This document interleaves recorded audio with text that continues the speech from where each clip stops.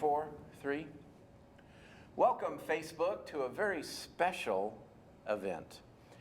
Joining me right now is somebody that, Phil, we go back 30 years, 20 years? Talk to me. At least, I think 30 is closer probably. Because when I first came to California in '91, you were one of the first people I met. And it was in that police station, remember, after we'd been picked up?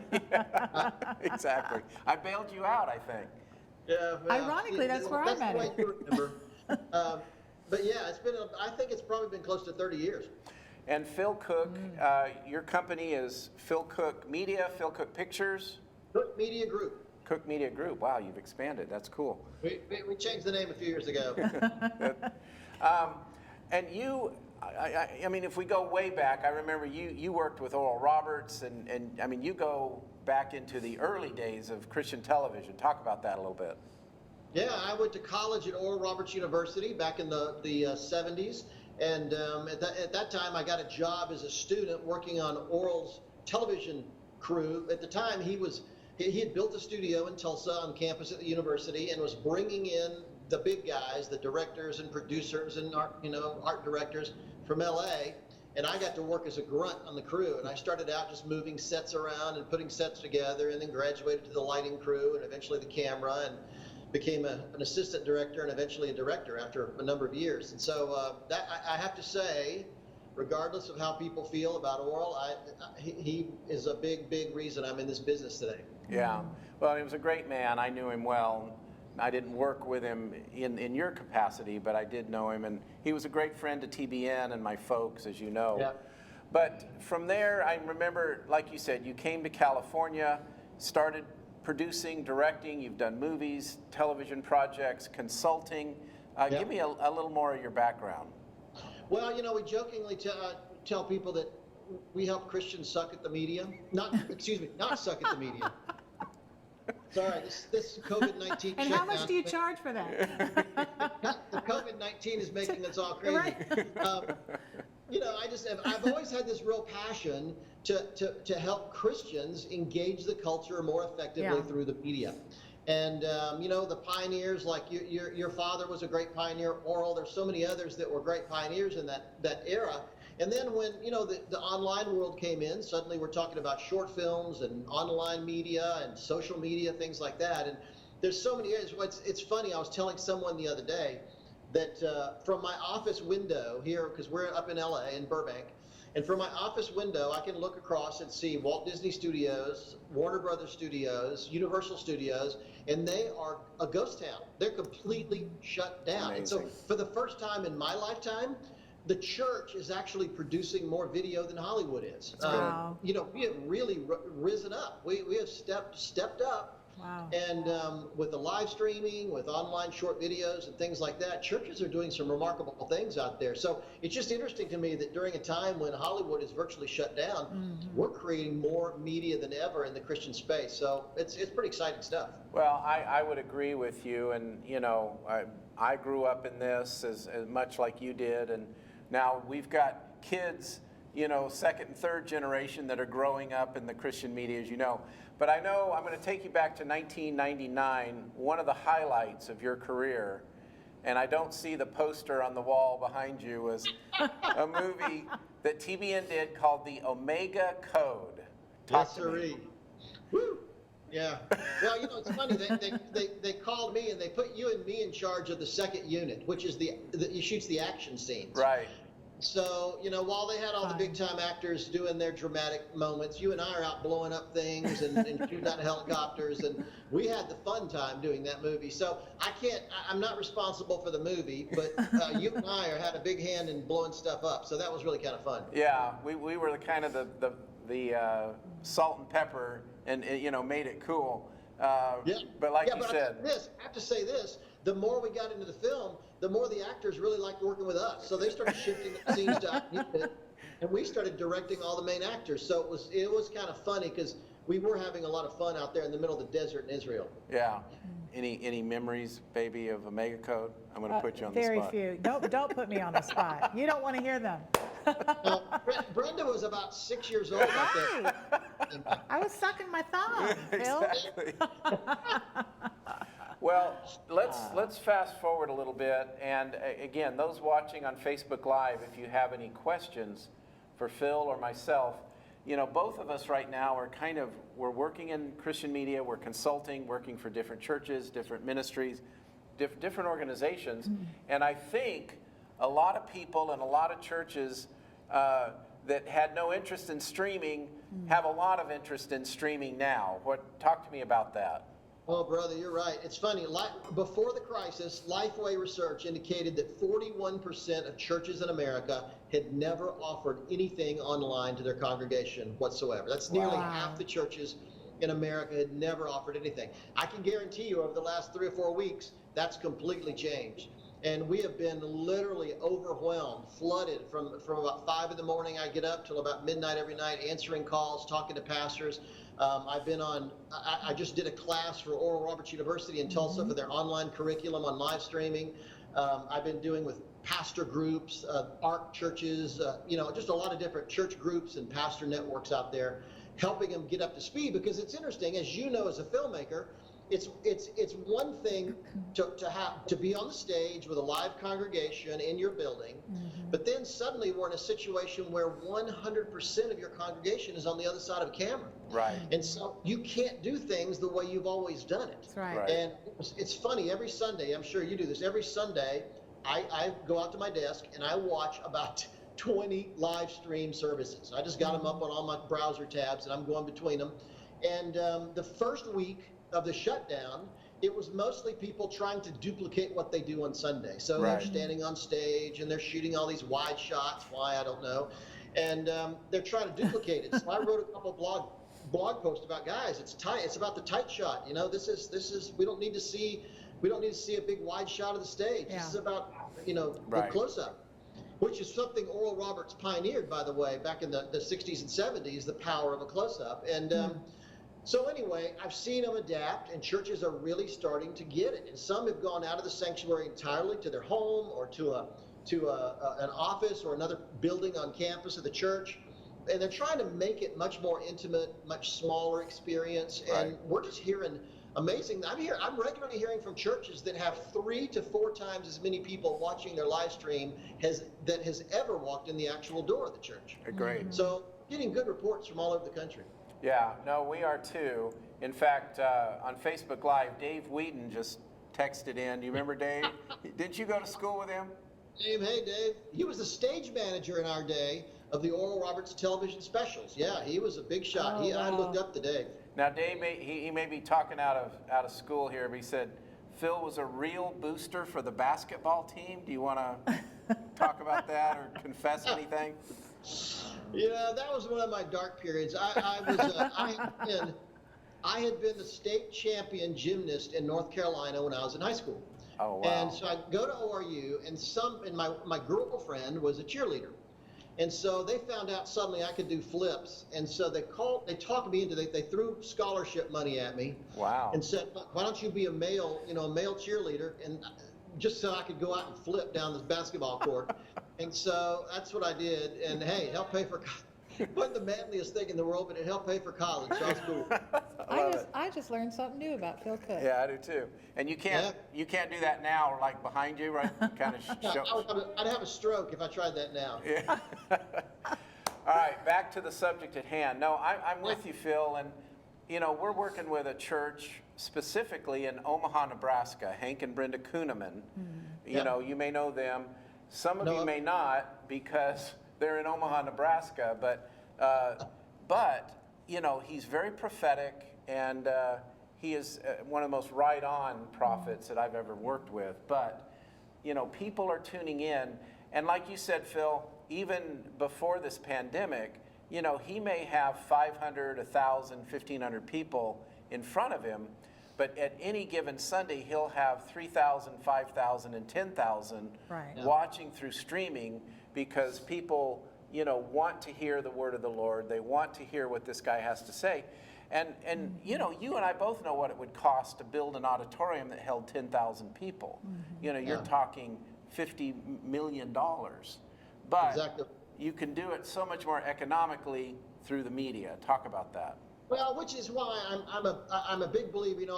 I'm suddenly getting a lot of pastors calling me saying, "Okay, so I've spent the last month telling people how awesome online worship is. How in the world am I ever going to get them back in the building?" Right. And Yeah. I think there's a significant number that won't come back, and I'm okay with that. I think if there's anything good that's come out of this whole virus situation, it's that pastors are finally recognizing that online audience is a legitimate congregation, and we need to embrace them, and we need to be intentional about them. It's interesting that even before the virus, we had worked with 2 or 3 churches. We've been working with 2 or 3 churches that were literally making as much as a third of their total income just from their live stream audience. Right. And that was before the virus, and that's because we helped them, we tweaked it so that the people felt like it was more of a campus. The pastor would greet the audience. He would welcome them. He treated them the way he did the real live congregation. Right. And we're finding the churches that did that had high rates of online giving, that already set up online giving systems, the churches that embraced that online audience before the virus,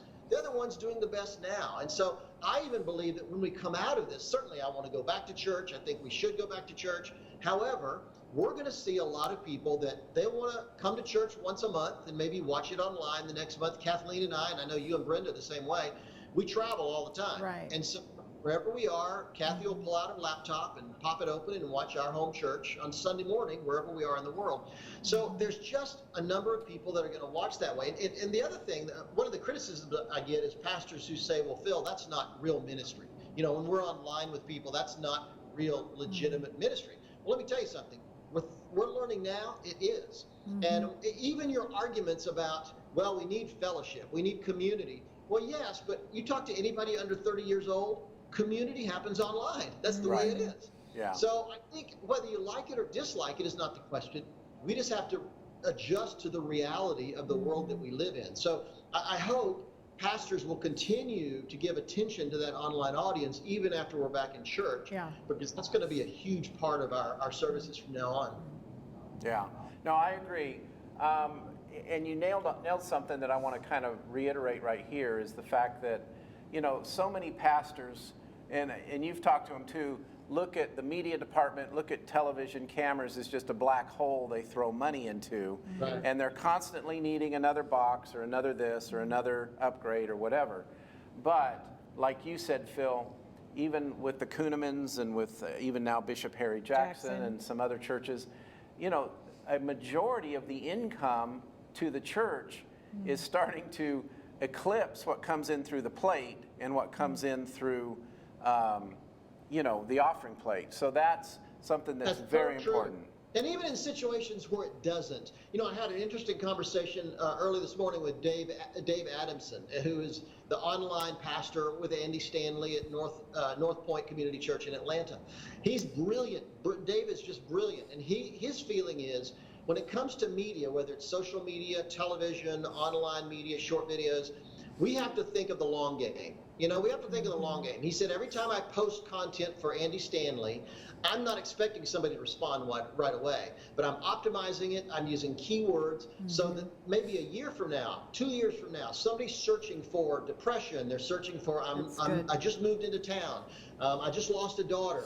They're searching for those things. That content is going to come up. So I think what I'm trying to do is get pastors to embrace the fact that it's really a long view you need to take when it comes to media. Sometimes you'll get a response right away. Right. As the pastors get used to that immediate response of people shouting amen in the congregation. That's not what happens online. It takes a longer span. So if we can adjust to that, I think we'll see a big harvest out there.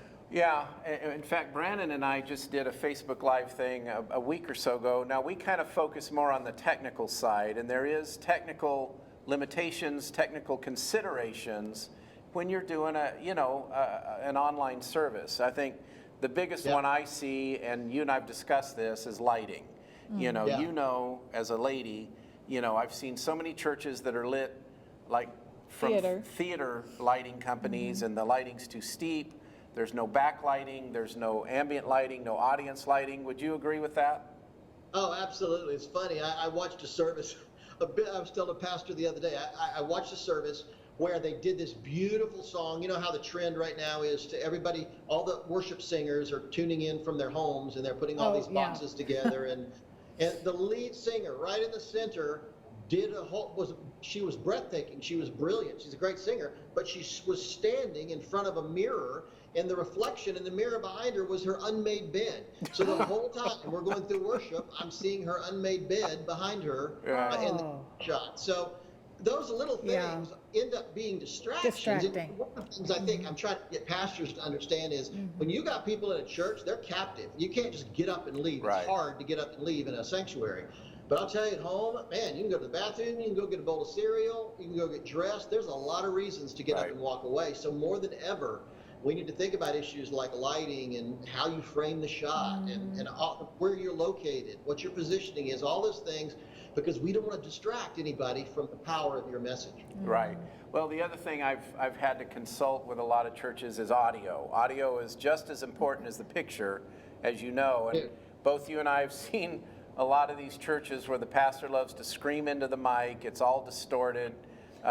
You know, it drives me up a wall. And you know, when I run into things like that, exactly like you said, you know, these churches can be one click away from being gone, and I'll go to something else. So be aware of that. Excellence is important, but audio is very critical in the fact that so many churches just take a stereo feed from their PA board and call it a day. But we need to have audience mics. We need to hear the laughter. We need to hear the applause. We need to hear what's going on in the worship. I mean, would you agree? Oh, yeah. I've always thought that, you know, when I consult our clients who do Christian television, and I'm doing the same with our live streaming. Now, we can't do it so much, but with Christian television, it was always your audience shots are just as important as the shots of the pastor. Right. Because they're telegraphing a message to that viewer at home that, do a lot of people come and hear this guy preach? That says something about his credibility. So I want to show a big crowd. I also want to show young, you know, hip people that are tuned in. I just don't want to show, if I show only elderly people, people will assume, well, that's a church for elderly people. Or if I show only white people, they're going to assume that's a church for white people. So you want to show a sample of the real congregations that's there. Make it diverse. You know, it's almost like marketing 101. Right. And it sounds crass at some level, but the truth is, you know, the people are sitting at home watching this program, and they're getting a lot of impressions from what they see. So I think it's so important, and we think of those things. Obviously, we can't do audience shots now and during this crisis, but I am telling camera operators and pastors, get in close. You know, you can't. The wide shot means nothing. When people are watching on a mobile device, it's already a small shot. So if I'm shooting you wide, you're nothing but a dot on the screen. So the power is in the emotions of your face. And so I'm encouraging people to get in close. They don't need to be shooting from the side and all these wide shots. Let's get it. Put it this way, and I'll shut up. I hate to rant, but put it this way. Right now, during this crisis, being uber creative is not the goal. The goal is to connect with the congregation. Correct. That's good. Because this is a life and death moment. So there you go. No, I agree. And camera angles, lensing is important. You know, that's where, you know, in some of these churches it get very expensive because you can have a $10,000 lens or a $300,000 lens, and that, you know, that gets a little technical, you know. But the close-up is important. Multiple angles.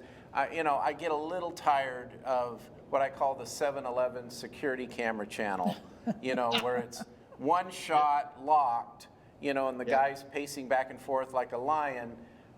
You know, that becomes what I call kind of a voyeuristic experience as opposed to an immersive experience when you get wide shots, close-ups over the over the other. Putting it that way. It's the roaming around the stage baffles me. I've been writing about that because the first couple weeks we saw, you know, a guy would be speaking to the camera, but then he would go over here and preach as if he's preaching to this crowd. Then he'd run over here and preach as if he's, you know, we all know nobody's in the audience. Why are you faking it? Don't fake it. We're not idiots here. Yeah, exactly. So, you know, look at your audience is right here. This is your audience. So focus on them, and that's where you'll have the most impact. You know, it's crazy. We've got like an 80-inch TV right by us, and when you put your hands out, I'm almost like ducking, like you're almost like, take our head off. No, You're right there. It looks good. I need to listen to my own advice. But you know, there's all this with this new learning curve. It really kind of reveals these crutches that we've leaned on for so long in these church systems. And I think it's a good thing that we're, you know, there's a brand new paradigm and we're having to relearn something, which is in a sense, going to awaken us even to the core of our message. Because if we're focused again on engaging with the listener, that's a good thing. Yeah, that's true. That's exactly right. And you know, it's funny. When I wrote my book, The Way Back, How Christians Blew Our Credibility and How We Get It Back, came out a couple years ago. I studied when did the church make the greatest impact on the culture throughout history.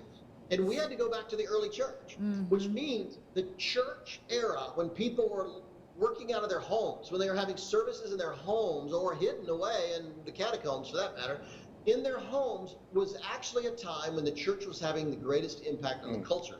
And so I think there's something to this. Maybe we're coming full circle. I don't know. It doesn't mean we shouldn't go back to our buildings. I think those are great. However, I think we should really take advantage of this because we're just seeing, I can give you reports from all kind of places that online church and these live streaming experiences are having a huge impact on people. And so instead of being so worried about it, and by the way, let me say this, you know, analytics, you know, you're familiar with social media analytics, online streaming analytics. I'm telling pastors, don't be too concerned about that. We have nothing to compare it to. This is the first time in history, you know, I've live streamed for decades, but this is the first time in history 100% of the audience is on the other side of that camera. Right. So we don't really have any kind of comparison for this. So don't worry so much about if you're doing well or not, but I would say experiment, try it different ways, try it at different locations, see how long your sermon is, adjust that. One thing we're finding, and I'd be curious to see if you would echo this, is people are tuning in and out a lot during the music and worship, and they seem to be locking in during the sermon. So I'm telling a lot of pastors, maybe we shorten the music, the worship segment, and get to the sermon sooner. But that's, again, a case of knowing your church. Right, I have Eric Petrie at Citygate Church in Ohio. He's finding the people love their worship time, so he's expanded his to about 45 minutes. So it's all about knowing your congregation and what they respond to the best and adjusting to that. Okay, we've got a few minutes left, and to kind of wrap this up, top 3 things not to do in your media ministry, or the top 3 mistakes you see. Well, I think particularly in this time of live streaming, I would say probably the top 3 would be not paying attention to the people that tune in early. What we've discovered is people will tune in 10, 15, 20, sometimes 30 minutes before your live stream starts.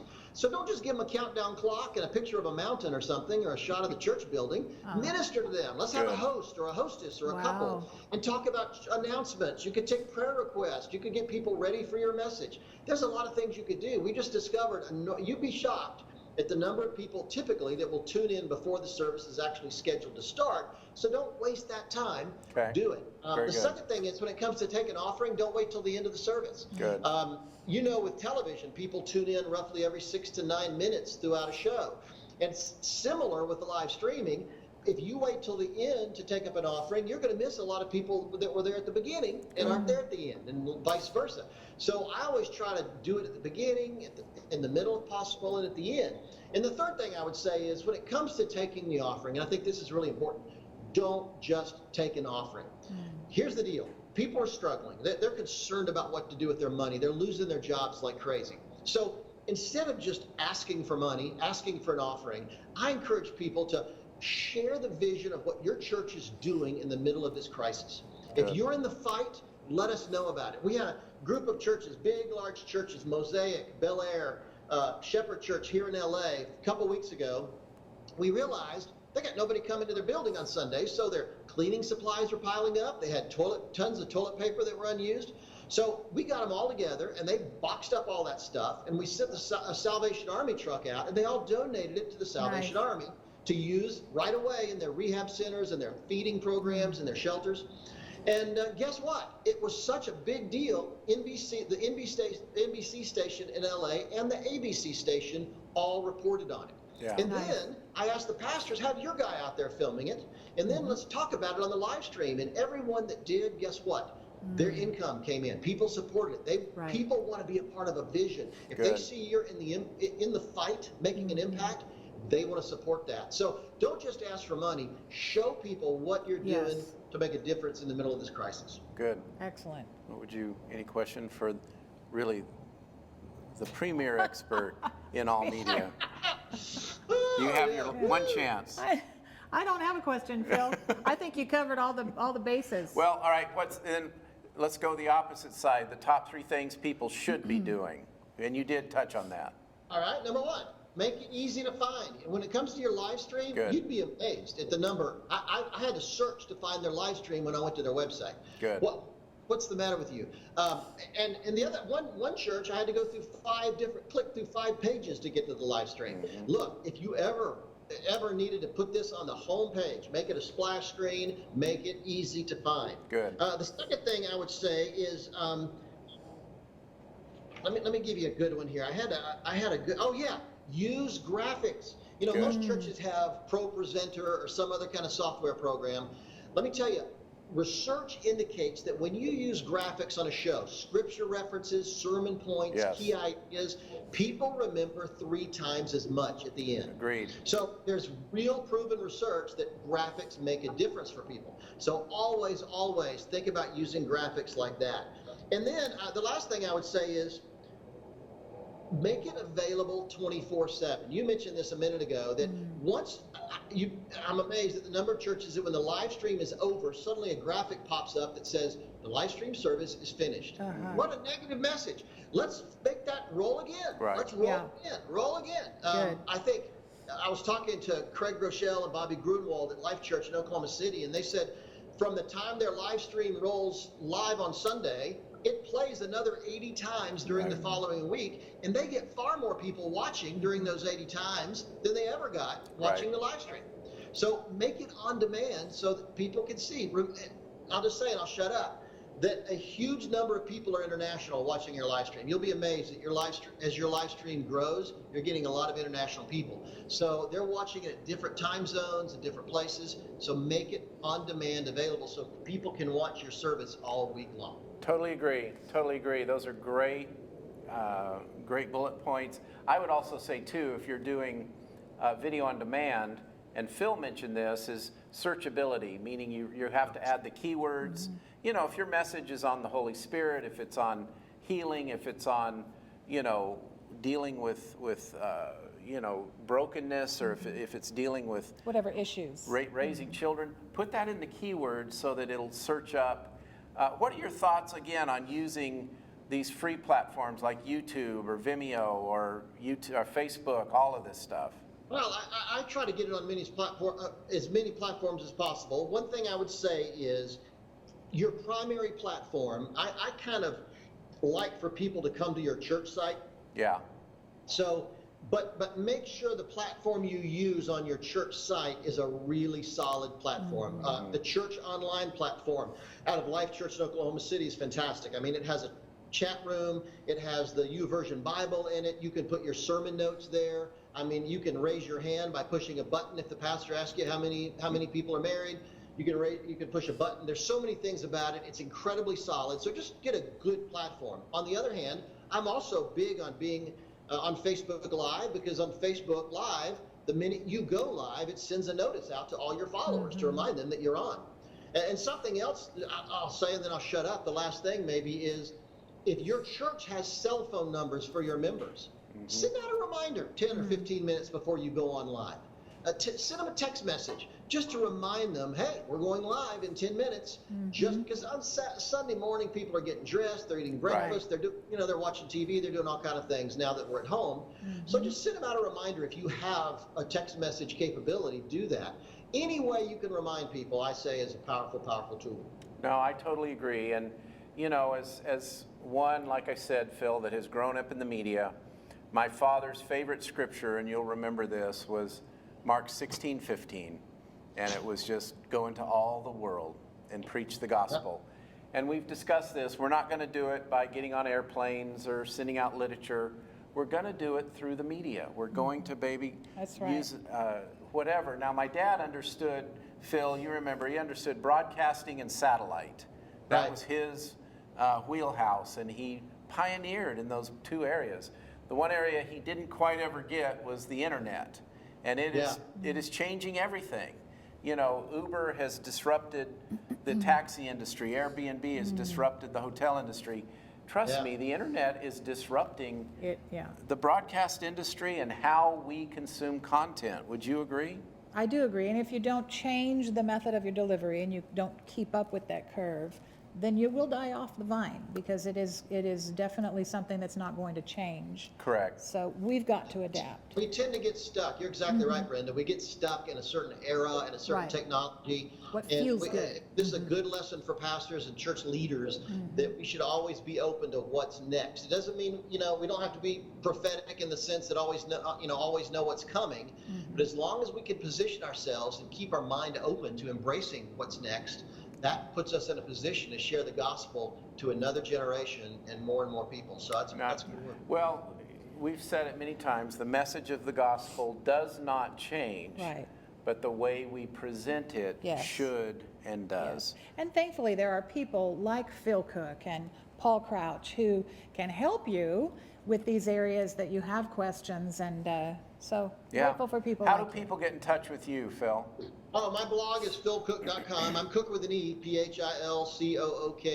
That's where kind of the center of everything I do. So I'd love for people to come there, and I'm posting stuff all the time on the intersection of faith, media, and culture.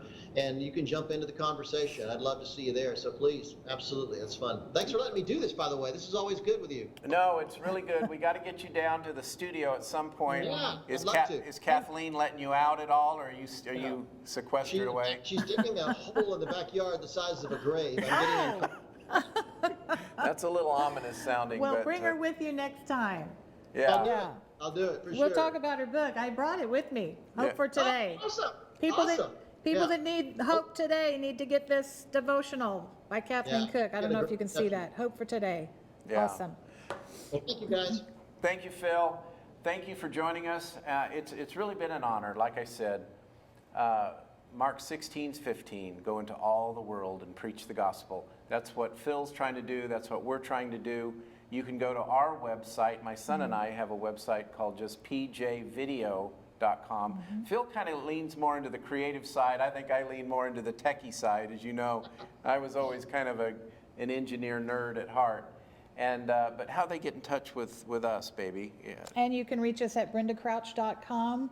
We are doing a lot of new things, taking the gospel, the good news of the gospel, through media and getting the word out there. So we're all kind of moving toward the future. And pitching in. Yeah. Thank you, my friend. God bless you. Thank you for joining us. We'll see you next time.